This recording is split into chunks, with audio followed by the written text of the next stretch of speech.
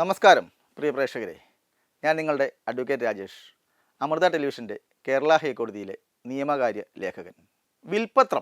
വിൽപ്പത്രത്തെക്കുറിച്ച് പലർക്കും പല സംശയങ്ങളും ഉണ്ടാവാറുണ്ട്.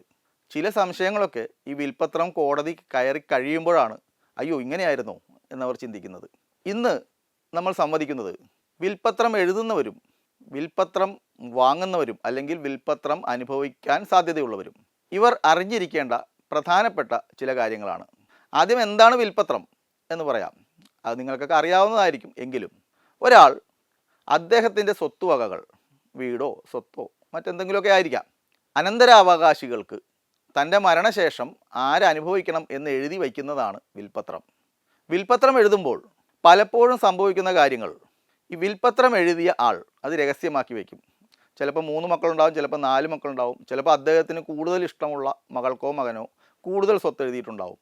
അപ്പോൾ എഴുതിയ കാര്യം രഹസ്യമാക്കി വയ്ക്കും. അതുകൊണ്ട് വലിയ തെറ്റൊന്നും ഉണ്ടെന്ന് പറയാൻ പറ്റില്ല. പക്ഷേ പിന്നീട് ഉണ്ടാകുന്ന പ്രശ്നങ്ങൾ അല്ലെങ്കിൽ ഉണ്ടാകാവുന്ന പ്രശ്നങ്ങൾ ചിലപ്പോൾ ഈ മക്കളെല്ലാവരും കൂടി ഭാവിയിൽ വലിയ വഴക്കിന് കാരണമായേക്കാവുന്ന രീതിയിലായിരിക്കും ഇദ്ദേഹം ഈ വിൽപ്പത്രം എഴുതി വയ്ക്കുന്നത്. സത്യത്തിൽ വിൽപ്പത്രം എഴുതുന്നത് എന്തിനാണ്? തൻ്റെ കാലശേഷം മക്കൾ തമ്മിൽ സ്വത്തിന് വേണ്ടി വഴക്കടിക്കരുത്, ഇന്നാൾക്ക് ഇത്ര സ്വത്തുക്കൾ ഇന്ന രീതിയിൽ എൻ്റെ കാലശേഷം അനുഭവിക്കണം എന്ന ആഗ്രഹം എഴുതി വയ്ക്കുന്നതാണ്. പക്ഷേ ഫലത്തിൽ ചില വിൽപ്പത്രങ്ങളെങ്കിലും വലിയ വഴക്കിനും ഈ മക്കൾ തമ്മിൽ കണ്ടാൽ മിണ്ടാത്ത അവസ്ഥയിലേക്കൊക്കെ പോകാൻ കാരണമായേക്കാവുന്നതുമാണ്. അങ്ങനെ ആയ ചരിത്രവുമുണ്ട്. അത്തരം കേസുകൾ കോടതിയിൽ വന്നിട്ടുമുണ്ട്. അപ്പോൾ വിൽപ്പത്രം എഴുതുന്നവർ ശ്രദ്ധിക്കേണ്ട കാര്യങ്ങൾ അത് ആദ്യം പറയാം. വിൽപ്പത്രം രജിസ്റ്റർ ഓഫീസിൽ രജിസ്റ്റർ ചെയ്തും എഴുതാം, ചെയ്യാതെയും എഴുതി വയ്ക്കാം.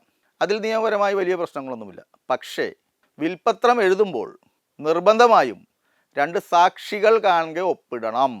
അതാണ് അതിൽ പ്രധാനപ്പെട്ട കാര്യം.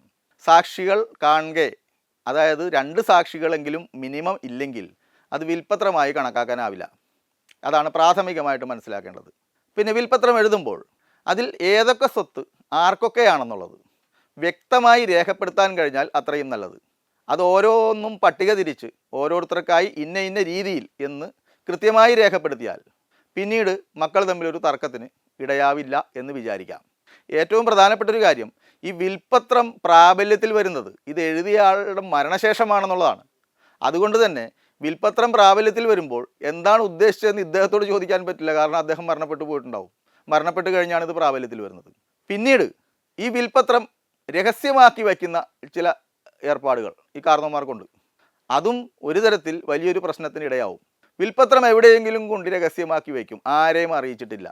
പെട്ടെന്നൊരു ദിവസം ഇദ്ദേഹം മരിച്ചുപോയി, അല്ലെങ്കിൽ അത് എഴുതിയ സ്ത്രീയോ പുരുഷനോ ആരും ആയിക്കോട്ടെ മരണപ്പെട്ടു പോയി. മക്കൾ ഈ വിൽപ്പത്രം കണ്ടുമില്ല.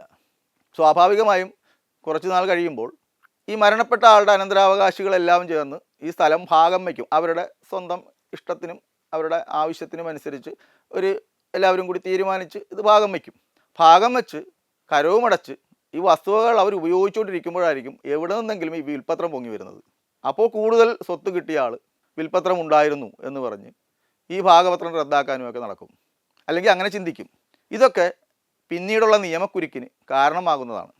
അതുകൊണ്ട് തന്നെ വിൽപ്പത്രം എഴുതുന്ന ആൾ കഴിവതും ചെറുപ്പക്കാരായ 2 സാക്ഷികളെ അല്ലെങ്കിൽ 3 സാക്ഷികളെ അവർ കാണുക ഒപ്പിട്ട് സ്വബോധത്തോടു കൂടിയാണ് ഈ വിൽപ്പത്രം തയ്യാറാക്കിയതെന്ന് അവരെ ബോധ്യപ്പെടുത്തി രജിസ്റ്റർ ഓഫീസിൽ പോയി രജിസ്റ്റർ ചെയ്യുകയാണ് ഉത്തമം. ഞാൻ ചെറുപ്പക്കാരായ എന്ന് ഉദ്ദേശിച്ചത് ചിലർ വളരെ പ്രായം ചെന്ന ആളുകളെ സാക്ഷികളാക്കും. പിന്നീട് ഈ വിൽപ്പത്രം കോടതിയിൽ തെളിയിക്കേണ്ടി വരുമ്പോൾ ഈ സാക്ഷികളും മരണപ്പെട്ടിട്ടുണ്ടാവും. അവസാനം നമ്മൾ ആശ്രയിക്കുന്നത് ഇത് എഴുതിയ എഴുത്തുകാരനെയാണ്, സ്ക്രൈബ്. എഴുത്തുകാരനെ വിസ്തരിച്ചാണ് ഈ വിൽപ്പത്രം കോടതിയിൽ പ്രൂവ് ചെയ്യുന്നത്. വിൽപ്പത്രമാണ്, അതിൽ തർക്കമുണ്ടെങ്കിൽ കോടതിയിൽ തെളിയിച്ചേ പറ്റൂ. തെളിയിക്കണമെങ്കിൽ ഈ ഒറിജിനൽ വിൽപ്പത്രം കോടതിയിലെത്തിച്ച് അതിലെ സാക്ഷികളെ വിളിച്ച് ഇത് സ്വബോധത്തോടു കൂടി ഇവർ കാണുക ഒപ്പിട്ടതാണോ എന്ന് കോടതിയെ ബോധ്യപ്പെടുത്തി അക്കാര്യം മൊഴിയിൽ റെക്കോർഡ് ചെയ്ത് തെളിയിക്കണം. അല്ലെങ്കിൽ വിൽപ്പത്രം അസാധുവായി പോകും, അല്ലെങ്കിൽ വിൽപ്പത്രം സാധുവാണെന്ന് കോടതി അംഗീകരിക്കത്തില്ല. മറ്റൊരു കാര്യം ശ്രദ്ധിക്കേണ്ടത്, ഈ വിൽപ്പത്രം ഈ എഴുതിയ ആളുടെ അവസാന വിൽപ്പത്രമാണ് എന്നുകൂടി കോടതിയിലെത്തിയാൽ തെളിയിക്കേണ്ടതുണ്ട്. കാരണം അദ്ദേഹം ഒരു വിൽപ്പത്രം എഴുതി കുറച്ച് നാൾ കഴിഞ്ഞപ്പോൾ അദ്ദേഹത്തിന് തോന്നി ഇത് പോരാ, ശരിയാവില്ല. പിന്നീട് അദ്ദേഹം അത് മാറ്റി എഴുതി. അപ്പോൾ മരണത്തിന് തൊട്ട് മുമ്പ് അല്ലെങ്കിൽ മരിക്കുന്നതിന് മുമ്പ് അവസാനമായി എഴുതിയ വിൽപ്പത്രം ഏതാണോ അതിനാണ് പ്രാബല്യം. അപ്പോൾ അതിന് മുൻപുള്ള വിൽപ്പത്രം കൊണ്ടുവന്നിട്ട് കാര്യമില്ല. ഏറ്റവും അവസാനം എന്തെഴുതിയോ അതാണ് വിൽപ്പത്രത്തിൽ അംഗീകരിക്കപ്പെട്ട വിൽപ്പത്രം. മറ്റൊരു കാര്യം കൂടി ഇപ്പോൾ ശ്രദ്ധിക്കുന്നുണ്ട്. അവസാന കാലത്ത് രോഗശയ്യയിൽ കിടക്കുമ്പോൾ ഒരാൾ വിൽപ്പത്രം എഴുതിയാൽ അത് ശരിയായ ബോധത്തോടുകൂടി എഴുതിയതാണോ എന്ന ഒരു സംശയം ദൂരീകരിക്കേണ്ടതുണ്ട്. അതുകൊണ്ട് തന്നെ വിൽപ്പത്രം രജിസ്റ്റർ ചെയ്യാൻ ചെല്ലുമ്പോൾ അല്ലെങ്കിൽ വിൽപ്പത്ര പ്രകാരം ഭാഗം ചെയ്യാനായി രജിസ്റ്റർ ഓഫീസിൽ ചെല്ലുമ്പോൾ വില്ലേജ് ഓഫീസിൽ നിന്നും എല്ലാ മക്കളെയും വിളിച്ച് ഒരു അവകാശ വിചാരണ നടത്തി ഇക്കാര്യം ബോധ്യപ്പെടുന്ന ഒരു പരിപാടി കൂടി ഇപ്പോൾ ചെയ്യുന്നുണ്ട്. കൂടുതൽ സുതാര്യമായ ഒരു കാര്യമാണ് സർക്കാർ ഏർപ്പെടുത്തിയിട്ടുള്ളത്. കാരണം മറ്റ് വലിയ വലിയ തർക്കങ്ങൾ ഭാവിയിൽ ഉണ്ടാകാതിരിക്കാൻ വലിയ കേസുകൾ അത് ഇവരുടെ തന്നെ കാലശേഷം പോലും ഇത് ഭാഗം ചെയ്യാൻ പറ്റാത്ത രീതിയിൽ, അതായത് മക്കളുടെ കാലശേഷം പോലും ഭാഗം ചെയ്യാൻ പറ്റാത്ത രീതിയിൽ കൊച്ചുമക്കളുടെ കാലത്തേക്കും കൂടി കേസുകൾ നീണ്ടുപോകുന്ന ഒരവസ്ഥയൊക്കെ ഉണ്ടായതുകൊണ്ടാണ് ഇത്തരത്തിൽ അവകാശ വിചാരണ നടത്തി പൂർണ്ണമായും ബോധ്യപ്പെട്ട് നിയമപ്രകാരം ഈ വിൽപ്പത്രം അംഗീകരിച്ചുകൊണ്ട് ഭാഗം ചെയ്ത് മറ്റുള്ളവർക്കും കൂടി പോക്കുവരത്ത് ചെയ്ത് കരമടച്ച് കൊടുക്കുന്നത്. അപ്പോൾ ഈ സാക്ഷികളുടെ കാര്യം വളരെ പ്രധാനമാണ്. വിൽപ്പത്രം എഴുതുന്നവർ അത് പ്രത്യേകം ശ്രദ്ധിക്കുക. മറ്റൊന്ന്, പറ്റുമെങ്കിൽ വിൽപ്പത്രം എഴുതിയ ശേഷം ഇതെൻ്റെ അവസാന വിൽപ്പത്രമാണ് എന്നുള്ള രീതിയിൽ അനന്തരാവകാശികളെ അറിയിക്കാൻ ശ്രമിക്കുക.